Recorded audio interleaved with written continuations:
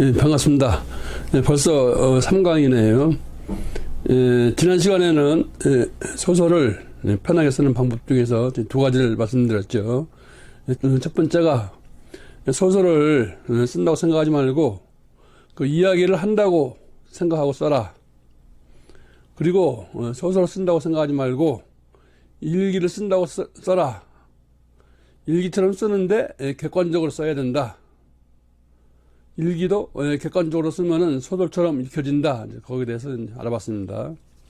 이번 시간에는 지난 시간에 그 예고를 한 대로 소설 쓰는 자세. 그러니까는 소설을 쓰려면 기본적으로 이제 인내력이 있어야 되죠. 뭐 그렇다고 해서 시는 뭐 인내력이 필요 없냐 그런 뜻은 아닙니다. 나름대로 다 각고의 그 노력 끝에 이루어지는 그 산물이기 때문에 인내가 다 필요하죠. 예. 참을인자. 자, 어떻게 하면은 컴퓨터 앞에서 몇 시간 동안 이렇게 앉아서 있을 수 있을까? 이게 참 난제죠, 이게.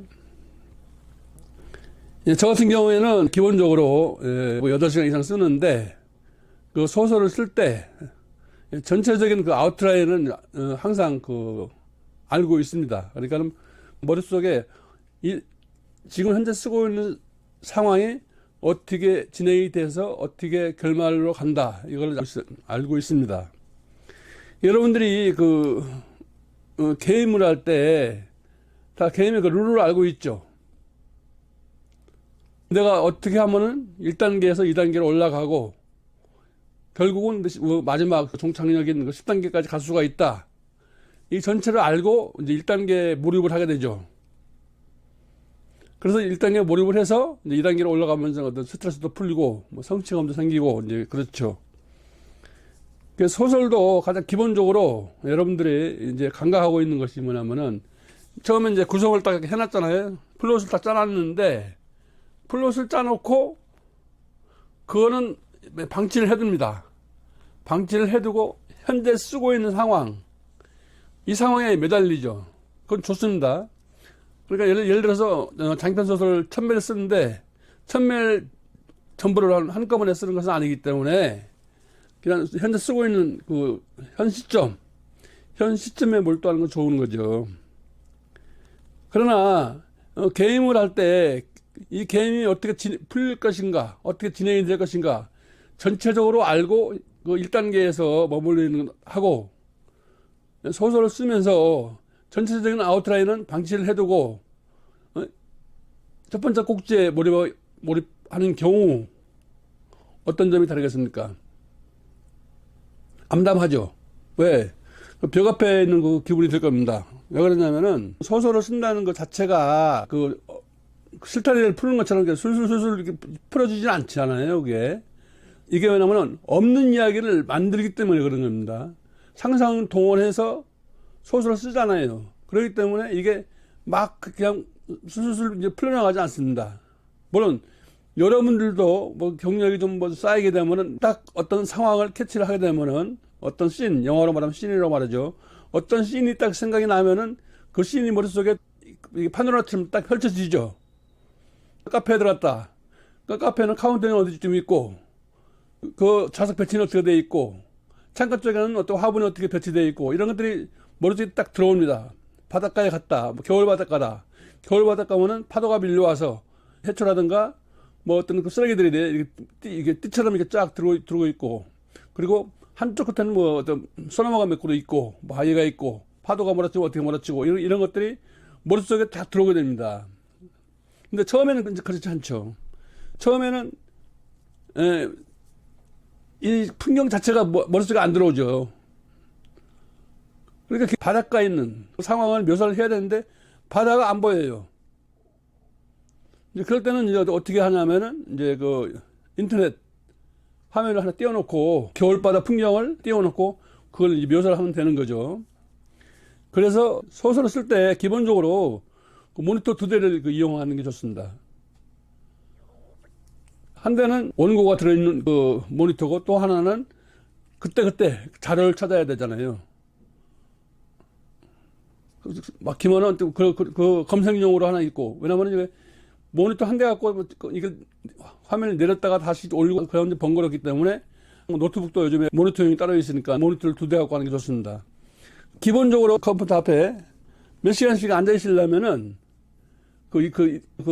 인내를 하고 있으려면은 그런 그 배경이 돼야 되죠. 글이 써지지 않아서 막 낑낑거리고 있는데 앉아 있을 수 있겠습니까? 그리고 여기에서 반드시 여러분들이 그 습관 들이지 말아야 될 것은 글이 안 써진다고 해서 딴 일을 하면 안 됩니다.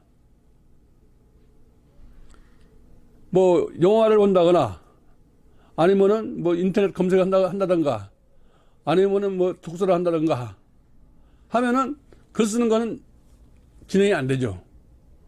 글을 쓸 때는 일단 몇 시간 있고 매달려야 됩니다. 그냥 무조건 앉아 있는다고 해서 그냥 되는 게 아니고 기본적으로 소설을 쓰려면 여러 가지 단계가 있잖아요. 1단계부터 쭉 단계가 있는데 가장 그 중요한 것이 줄거리를 정확하게 기억하고 있어야 되고, 그러니까 소설이 끝날 때까지 줄거리 자체를 염두에 두고 현재에 집중해야 된다는 거죠. 게임하는 것처럼. 그래야 항상 쓸 수가 있어요. 그래야 지난 시간에 얘기했던 것처럼 막히면은 현재 카페에 들어갔어. 여기서 막혔어. 여기서 고민하지 말고 그 다음에 바닷가 얘기를 쓰다 보면은 카페에서 어떻게 행동을 해야 될 것인가 나온다 이거죠. 우리가 시를 쓸 때 보면은 어떤 문구가 생각이 나지 않잖아요. 되게 보면은 이제 우리가 어렸을 때 연애편지 쓰는 것처럼 한밤중에 그냥 몰입해서 뭐 맹목적으로 막 쓰는 게 아니잖아요. 이거는 시를 쓸 때도 보면은 생각이 안 날 때가 있잖아요. 근데 그 머릿속에는 그 희미하게 그 영상이 있죠. 그것처럼 써야 되는데 그게 안 되니까 이제 고민하는 거잖아요. 그죠? 소설도 같은 그 이치가 적용이 돼요.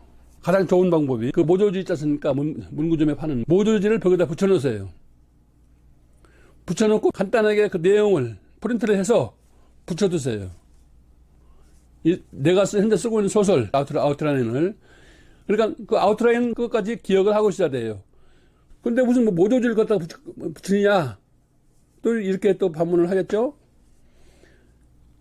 소설을 쓰다 보면은 지금 현재 진행 중인 거는 생각이 안 나는데 앞으로 어떻게 진행해야겠다. 앞으로 어떤 내용을 넣어야겠다.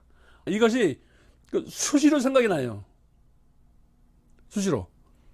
그때마다 컴퓨터 화면 메모를 하지 말고 그냥 빠르게 거기다 간단하게 메모를 해주세요. 그 모조지에다가 바닷가에서는 이 장면을 넣겠다. 여기서는 갈등을 하고 여기서는 오해를 하고 이걸 넣겠다. 그러니까 수시로 그 메모를 하세요. 그거를 물론 노트에도 해도 좋겠지만은 앞에 벽에 앞에 이렇게 붙어 있으면 이렇게 항상 볼 거 아닙니까 이렇게. 그리고 또 거기다 해야 할 것이 뭐가 있냐면은 현재 내가 쓰고 있는 소설의 주요 거점, 뭐 학교다, 직장이다, 동네다, 주요 배경이 있을 거 아닙니까? 그 배경을 각도로 그려놓으세요. 여기는 내가 사는 아파트고 나가면 약국이 있고 약국 앞에는 정류소가 있고 버스를 타면 있고 지하철까지 어디 있고 이렇게 대충 우리가 옛날에 초등학교 다닐 때 동네 지도 그리잖아요. 그런 식으로 이렇게 지도를 그려놓으세요. 거기다가 그러면은 항상 그것이 들어맞고 쓸 때 보면은 약국 앞에는 정류소에 있으니까는 거기서 버스를 탄다 아니면 택시를 탄다 아니면 집에서 차를 몰고 나가서 약국 앞에서 좌회전을 해서 어디로 간다. 이런 것들이 굉장히 리얼하게 할 수가 있죠. 그러니까 그 소설 쓰면서 그 모조지를 벽에다 붙이는 거. 그러면은 또 몇 시간 동안 앉아 있을 수 있는 어떤 배경이 됩니다. 전체적으로. 그 점을 다시 한번 기억해 두시기 바랍니다.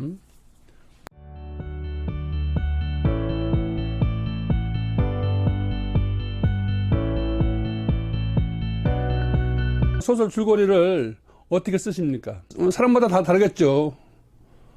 그냥 생각나는 대로 쭉 쓰는 사람도 있는가 하면은 주제를 앞세워서 주제가 흘러가는 방향으로 아웃라인을 작성하시는 분도 있겠지만은 중요한 거는 아웃라인을 작성하는 방법이죠. 어떻게 해야 가장 빠르고 어떻게 해야 쉽게 쓸 수 있는가. 일단 기본적으로 어떤 소재가 이제 정했다. 소재를 정해서 이제 이걸로 소설을 쓰겠다.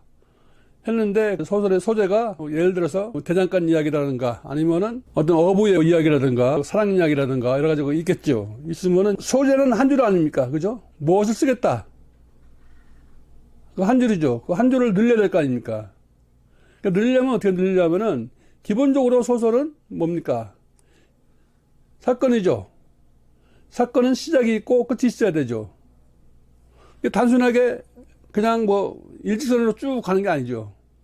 가다 보면 고개도 있고 바다도 있고 또 뭐 평행선도 있고 인생이 살아가는 것처럼 인생이 세상을 살아가는데 그냥 뭐 아무 걱정 없이 태어나서부터 죽을 때까지 온갖 풍파를 다 견뎌내면서 살아가잖아요. 그것처럼 소설의 사건도 그런 식으로 전개가 되는 거죠. 그 소재가 예를 들어서 남녀의 사랑 이야기다. 이렇게 결정을 했어요. 하면은 기본적으로 기, 승, 전, 결을 컴퓨터 화면에 씁니다. 기, 승, 전결하고 기는 남자 여자 만났다. 승은 뭡니까? 사랑을 시작했다. 근데 뭐 그냥 단순하게 사랑을 시작한 게 아니죠. 예를 들어서 뭐 결혼을 하기로 했다. 그러니까 그 목적이 정해지는 거죠. 그러니까 기에서 남녀가 만났다. 승에서 뭘 하기로 했다.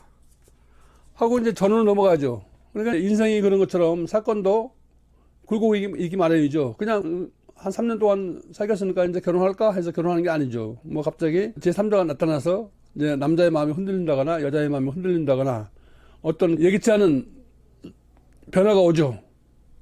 그 변화를 극복하고 이제 그 결말로 가는 거죠.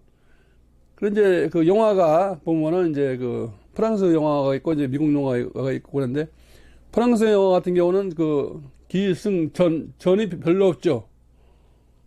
그냥 슬픔은 슬픈 대로, 기쁨은 기쁜 대로 끝나는데 미국 영화 같은 경우는 반드시 그 해피엔딩으로 끝나죠. 주인공이 예를 들어서 절벽으로 떨어졌다. 그럼 영화가 끝나는 것 같죠. 근데 미국 영화는 절벽으로 떨어졌지만은 나무가지를 딱 잡고 있다가 올라와서 악당을 죽이죠. 프랑스 영화 같은 경우에는 리얼리즘에 입각해서 그냥 악당은 살고 주인공은 죽고 뭐 이렇게 끝나는데 소설도 그냥 그 표현을 이루는 것보다는 어떠한 변화가 있어야만이 긴장감을 주게 되죠. 소설은 그 긴장감이 없으면은 읽는 재미가 없죠. 물론 소설을 재미로 읽지 않는다고 주장하는 사람도 있을 겁니다. 인문학적으로 읽지. 소설은 무슨 재미로 읽냐 하시는 분도 있겠지만은 기본적으로 소설이 재미없으면 안 읽잖아요. 그러려면 처음부터 끝까지 그 긴장감을 놓치지 말아야 되죠. 기승전결 방법이 가장 보편적이면서도 또 대부분 사용 안 하잖아요. 요즘에는 구성 방법이 굉장히 다양해지기 때문에 구성하는 방법이 수십 가지가 있지 않습니까? 근데 평면 구성 같은 경우에는 처음에 쓸 때 굉장히 유리해요. 그리고 그렇게 해도 장편 같은 경우는 그 소제목이 10개가 있지 않습니까? 그렇게 각각 그 소제목의 그 에피소드가 딱딱딱 끊어준다면은 나중에 얼마든지 구성을 할 수가 있거든요. 그 몇 문장만 집어넣으면 과거를 현재로 돌릴 수가 있고 현재를 과거로 돌릴 수가 있고 이제 그거는 그 기법 문제니까는 그 나중에 그 퇴고 과정에서 하기로 하고 기본적으로는 처음에 쓸 때는 평면 구성이 좋아요. 쭉 써나가는 게 좋습니다. 이제 그러려면은 이제 그 기승전결 식으로 해서 그 줄거리를 딱 쓰죠. 소설 쓰기 시작하죠. 기승전결이 그 분량 자체가 이제 어느 정도가 좋으냐면은 첫 번에는 그 줄거리, 그러니까 줄거리 식으로 해서 A4 용지 한 반매 정도. 이게 너무 길면은 또 막힙니다. 써놓은 것을 늘리는 건 쉬워요. 근데 써놓은 것을 삭제하는 건 좀 어렵죠. 왠가 그건 좀 아쉽고 이걸 꼭 잊어야 될 그런 생각이 자꾸 들어서 쉽게 결정이 안 가죠. 하지만은 다시 늘리는 것이 쉽습니다. 얼마든지 늘릴 수가 있어요. 그리고 여러분들도 이제 소설 쓰면서 느끼겠지만은 이제 패턴이 우리가 이제 장편을 쓸 경우에는 이제 1000매를 쓴단 말이에요. 1000매를 쓰면은 500매까지가 굉장히 어렵습니다. 진도가 안 나가요. 근데 500매 넘으면은 한 2배 이상 빨라집니다. 가속이 붙어갖고. 그러니까 쉽게 얘기해서 500매까지가 언덕이죠. 언덕 올라가는 거야. 오르막이야. 오르막인데 일단 오르막에서 내리막은 안 넘어가게 자세만 잡고 있으면 저절로 걸어가지잖아요. 그러니까 장편 소설도 그래요. 1000매인데 1000매 중에서 물론 이제 200자 오는 거죠. 환산해서 1000매인데 500매까지가 힘들어요. 또 거기서 포기도 많이 하고 거기서 다 주저앉고 그래요. 근데 일단 500매를 넘겼다. 거기부터는 이제 막 달려갑니다. 여러분 한번 써보세요. 그러면은 속도가 그러니까 예를 들어서 뭐 500매까지는 하루에 그 A4 용지 그 컴퓨터 화면으로 뭐 한 장 썼더라면은 그 500매가 넘어오면은 2장이 돼요. 왜 그러겠어요? 아니 똑같이 쓰는 건데 왜 이렇게 갑자기 빨라질까? 오히려 더 결말로 갈수록 더 늦어지는 거 아닐까? 뭐 이렇게 그 얘기를 하거나 뭐 반문을 하신 분도 있겠지만은 빨라지는 이유가 있습니다. 왜 그러냐면은 그러니까 500매까지 쏜 동안에 많은 사건과 많은 일들이 있었어요. 나머지는 풀어가는 과정이에요. 이 일들과 이 사건과 이 에피소드를 만드는 건 어렵지만은 이 에피소드를 풀어가는 건 쉽잖아요. 그래서 일단 500매까지가 고비고 500매가 넘어가면 그대로 쭉쭉 내려갑니다. 그러려면은 기본적으로 처음부터 예를 들어서 그 기승전결을 뭐 한 10장이고 이렇게 해놓으면 좋죠. 쓰기가. 하지만은 그게 이제 쉽지가 않다는 거죠. 그렇기 때문에 처음에는 A4 용지 기준으로 해서 반장이면 그게 200자 원고지로 환산하면 넉장 정도 되겠죠. 넉장. 그러니까 뭐 금방 쓰지. 근데 그걸 할 때 그냥 첫번에 생각해서 그렇게 하지 말고 기승전결을 잘라놓고 하면은 1시간도 안 걸려서 쓸 수가 있다는 거죠.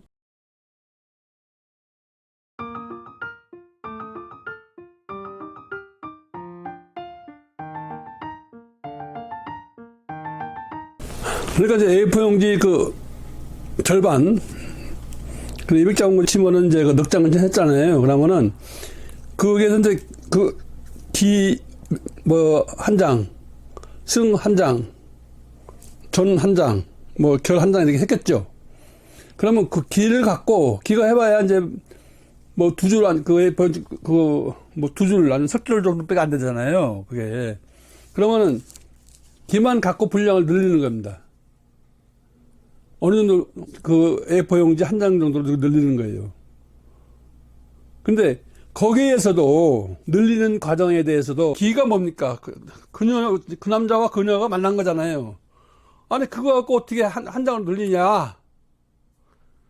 캄캄하지 않아요. 이게 생각이라는 것이 그러니까 어떤 늘리는 게 아니고 이 사람들이 만났을 거 아닙니까?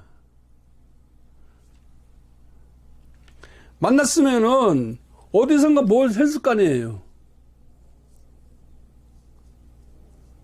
뭐 학교 선후배다. 뭐 직장 동료다. 그 만나는 과정이 있을 겁니까? 만나는 과정. 그거 한 장 들으니까 아무도 아니지. 금방 쓰지. 그러니까 무엇을 쓸 것인가 생각하지 말고 그러니까 소설은 편하게 써야 돼요. 그래야 몇 시간 동안 앉아서 있을 수 있어요. 소설 쓰는 걸 어렵게 생각하고 힘들게 생각하고 뭐 이거 소설 쓰는 것은 무슨 뭐 고통이다 하죠. 근데 물론 고통은 고통이지만은 즐거운 고통이지. 왜? 나를 위해서 쓰는 소설이니까는. 그러면 이제 한 장을 쓰잖아요. 예를 들어서 어느 저 학교 동기인데 아니면은 선후배가 간 건데 직장에서 만났다.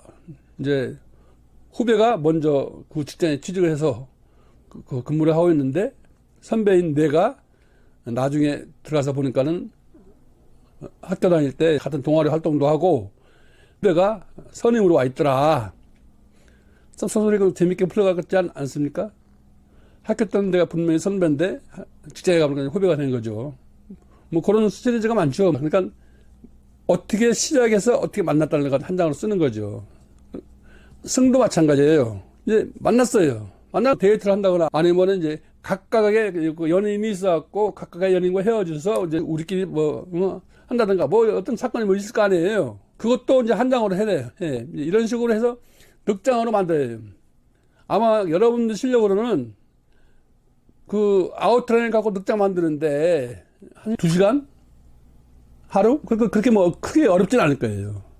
근데 농사를 지을 때 그 씨앗을 밭에 뿌리기가 힘들지.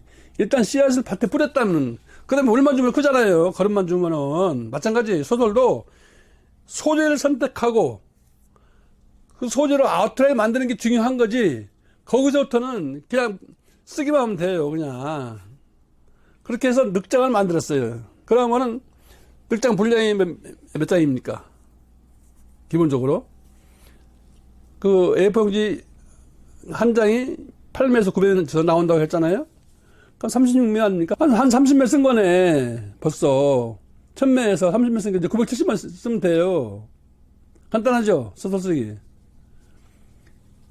이제 그렇게 해놓고 이제 소설을 쓰기 시작합니다. 하는데, 뭡니까? 그러니까는 기, 승, 전, 결이 이렇게 있잖아요. 근데 우리가 분량 자체가 전체적으로 1000매 중에서 기를 뭐 똑같이 기 250매, 승 250매 이런 식으로 하면 안 되죠. 상황에 따라서 만났다. 그 다음에 바로 승으로 넘어갈 수도 있고, 또 뭐, 승도 그냥 뭐 이렇게 목적이 생겨서 승을 빼고 기에서 전으로 넘어갈 수도 있고, 그거는 어떤 테크닉 차이죠. 테크닉 차이인데, 반드시 지킬 필요는 없다는 이제 그런 거죠. 예를 들어서 이제 장편 꼭지, 챕터가 보통 10개가 되잖아요. 작은 소제목이. 이제, 기 같은 경우는 짧잖아. 그러니까 뭐, 한 꼭지 정도로 끝내죠. 끝나고, 그 다음에 좀 승이 좀 길고, 전이 좀 길고, 뭐, 결말도 좀 짧고, 그렇잖아요. 그러면은, 한 꼭지를 만들어야 될 거 아닙니까? 그러니까 100장을 써야 되는 거예요, 그걸로. 우리가 이제 그 소설을 쓰면서 기본적으로 이 길이 어떤 길인가, 어떤 행로를 통해서, 어떤 경로를 통해서 갈 수가 있는 거는 이제 우리 다 알고 있잖아요. 그러니까 이제 그걸 염두에 두고, 그걸 머릿속에 기억하고, 벽에다 붙여놓고, 한 꼭지를 나누는 겁니다. 어떻게 나누냐면은, 이제 그 에피소드를 만드는 거예요. 한 4개, 아니면 3개의 그 에피소드를 만드는 거예요. 만약에 4개의 에피소드를 만든다면은, 그러니까는 장소가 4번 전환되는 거죠.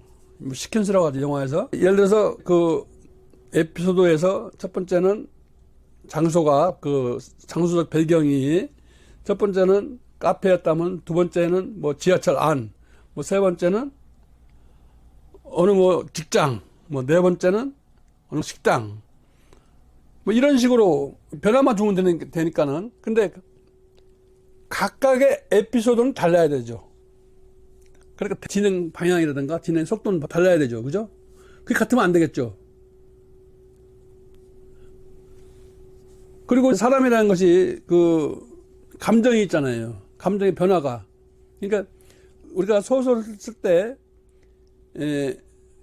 재미를 느낀다고 하면 좀 어폐가 있는 거 몰라도 재미가 있어요. 영화를 볼 때 우리가 주인공이 되잖아. 자기가 주인공이 돼서 영화를 이렇게 보잖아요. 감정이입이 돼갖고 주인공하고 주인공이 다치면 하고 응? 주인공이 좋으면 웃고 그러잖아요. 소설도 캐릭터에 몰입을 해야 돼요. 캐릭터에 몰입하지 않으면은 소설 쓰기가 재미가 없어요. 왜? 내가 만든 세상에서 살아가잖아요. 다음 시간에는 이제 무엇을 쓸 것인가 거기에 대해서 알아보도록 하겠습니다. 지금까지는 스타트 선 앞에서 몸을 풀었어요. 이제 달리기를 해야 되죠. 단거리 경주가 아니고 마라톤 풀코스를 뛰는 프로그램이 운영이 됩니다. 다음 시간에 뵙도록 하겠습니다.